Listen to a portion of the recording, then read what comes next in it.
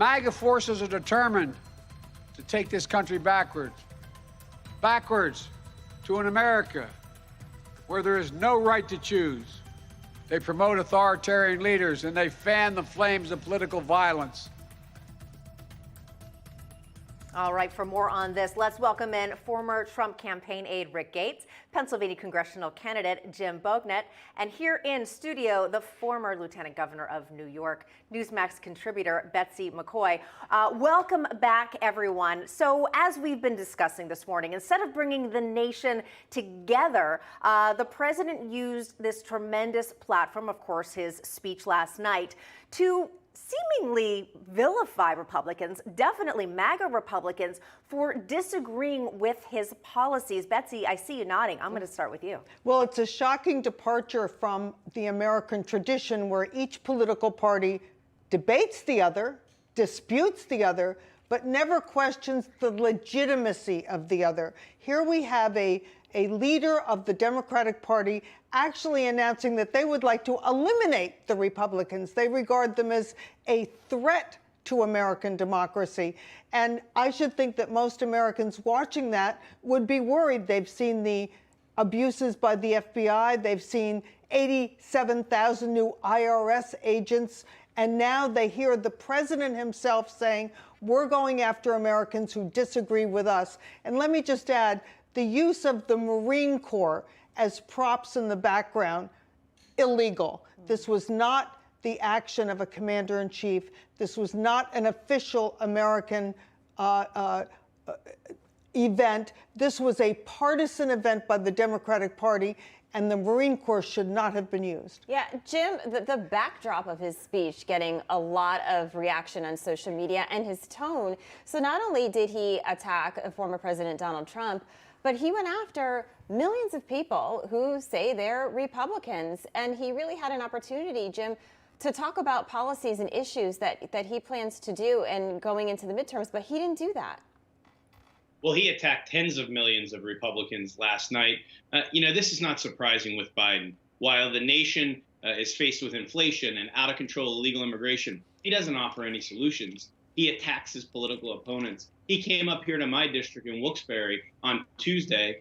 This is a district President Trump won and attacked all of us and called us fascists. It's really reprehensible. But actually, we're trying to push an agenda of how to get things done, how to stand up to Joe Biden. So I think it makes the contrast really clear. Do you want someone who's using the power of his office to just attack his opponents? Or do you want a party and candidates like me who are trying to push ideas to get American energy out of the ground, to stop the massacre that's happening at the border? And that's what we're going to do. Yeah, Jim, a quick follow-up there.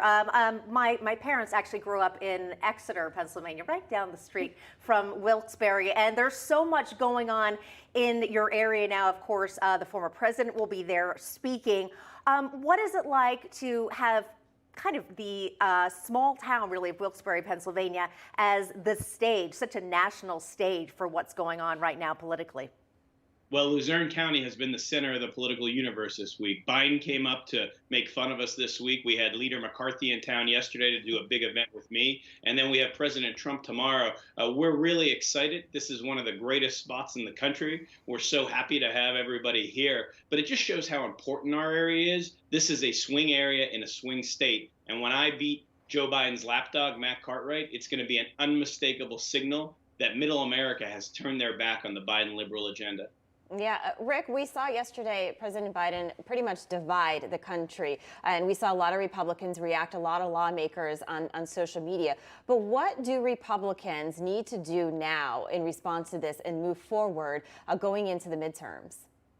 Well, I think part of the speech that's going to backfire is that Joe Biden has now galvanized not just Democrats with his speech, but he's galvanized Republicans.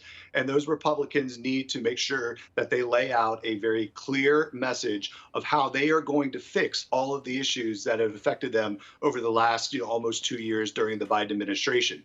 I thought what was very telling last night is the fact that the media barely even covered, none of the major networks covered the speech. And then I'm looking at the key demographic of those kind of independents and moderates. They're the real key in the midterms. And I think, at least from the reaction so far, they view the speech as very political, very politically driven. And I think this is ultimately going to hurt Biden in the end. All right, let's switch gears a bit here. Something we've been kind of teasing throughout the morning. Test scores, kids. As the United States battles, of course, a post-pandemic teacher shortage, the impact is becoming increasingly evident in national test scores. Check that out. New research shows math and reading scores dropped massively between 2020 and 2022, further emphasizing the dwindling state of American education. Really, really sad. And unsurprisingly, White House Press Secretary Karine Jean-Pierre turned to a familiar excuse when asked about the state of American education. Let's listen. Let's step back to where we were not too long ago when this president walked into this administration, how mismanaged the pandemic, the response to the pandemic was, how 47% of schools were, in less than 6 months, our schools went from 46% to open to nearly all of them being open to full time. That was the work of this president, and that was the work of Democrats. Wow, Betsy, I know you're dying to let loose. Go for it. The fact is, the two major teachers' unions in this nation pressed the CDC very hard to close the schools and keep the schools closed. And what's really distressing is that these teachers' unions, which govern the curriculum almost all across the nation, are much more intent on indoctrinating kids than educating kids. When you look at their national meetings this July, both of these unions focused on defund the police and packing the Supreme Court, not teaching kids how to read or do math. And just yesterday in Greenwich, Connecticut, a video was released of an assistant principal explaining that the goal of their teachers is to indoctrinate the kids and turn them into Democratic voters. He said that, and if it's true, this is truly shocking. And he said to accomplish that, the committees that choose these teachers and hire them disqualify any teacher, prospective teacher, who is Catholic or may have voted Republican because they will not be willing indoctrinators. Imagine that. I can't believe that, Betsy. You told us that this morning. Your article up on the New York Post, how to make sure schools don't brainwash our kids. A very important article for, I think, a lot of parents to read. And again, we're left with now these test scores. Our kids are left behind, and they are dealing with a lot of mental health issues as well. Great conversation, Rick, Jim, and Betsy. We appreciate it, and have a great long weekend. Happy weekend. Same to you.